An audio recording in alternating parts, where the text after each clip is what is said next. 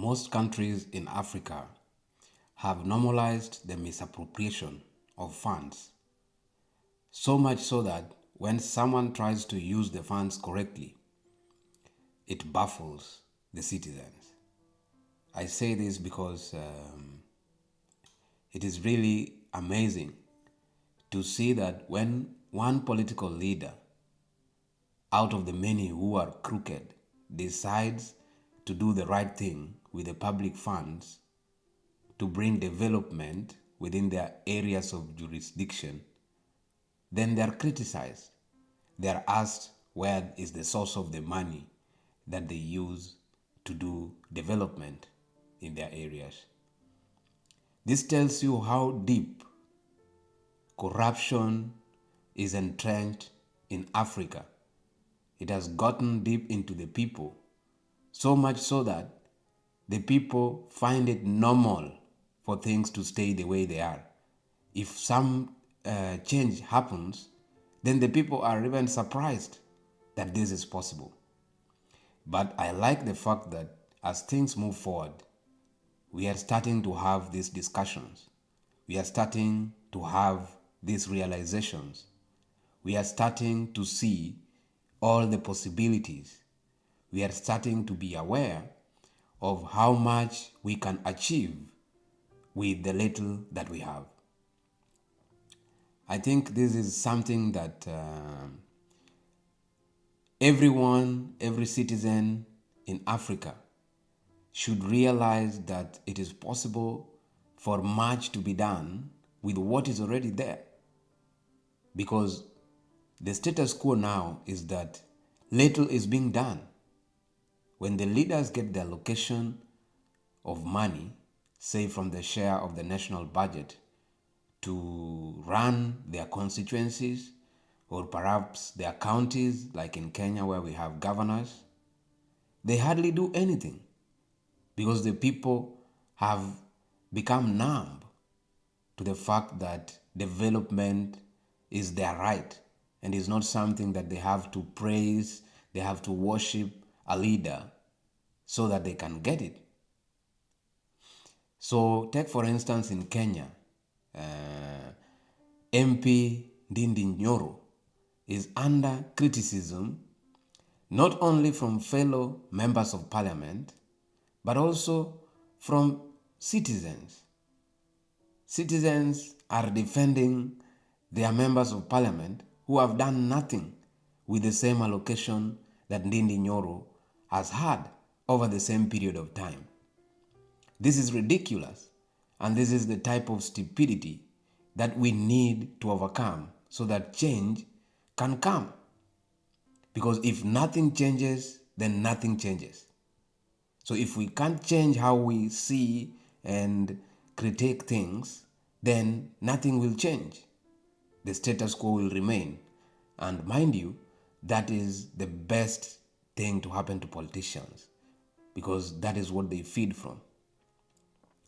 So Ndindi Nyoro has used his allocation of roughly 200 million over the times he has been the member of parliament to bring a lot of development in his constituency. He has focused on education, which I believe is one of the best areas to focus on to bring change, because for change to come, we need to have the right human resource, and then we need to industrialize our countries. We just need those two things. We need to have the right human resource, the right skills, the right training of individuals, of the sectors that we need to uplift.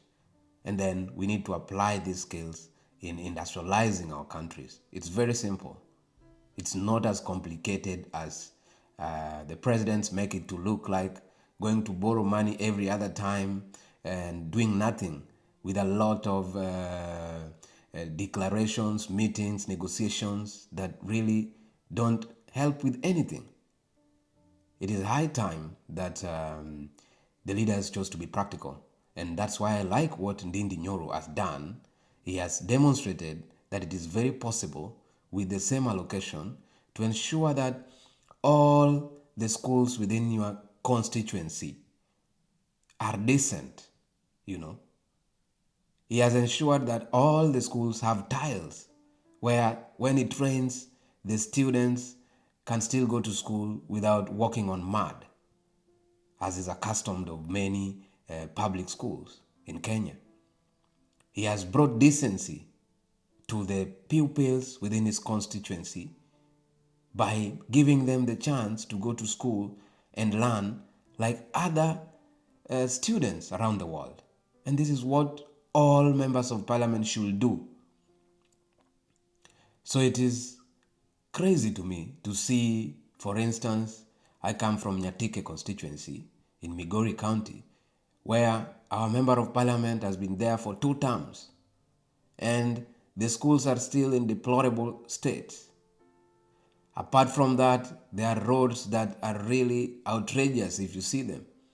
Some of them close to the very same member of parliament's home.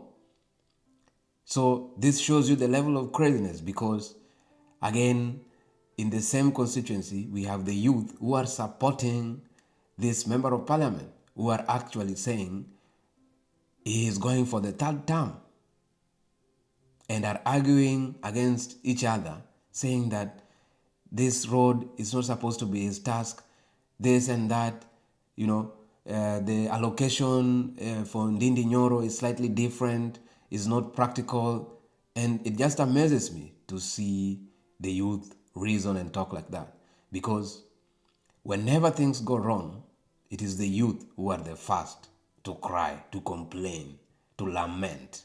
But whenever they have the chance to make things right, they are the first to be carried away, to be swayed like wind, to be swayed without having substance, without having a stand, so that the change can come. And like I said, if nothing changes, then nothing changes. If the youth continue to reason like that, then the political class are celebrating.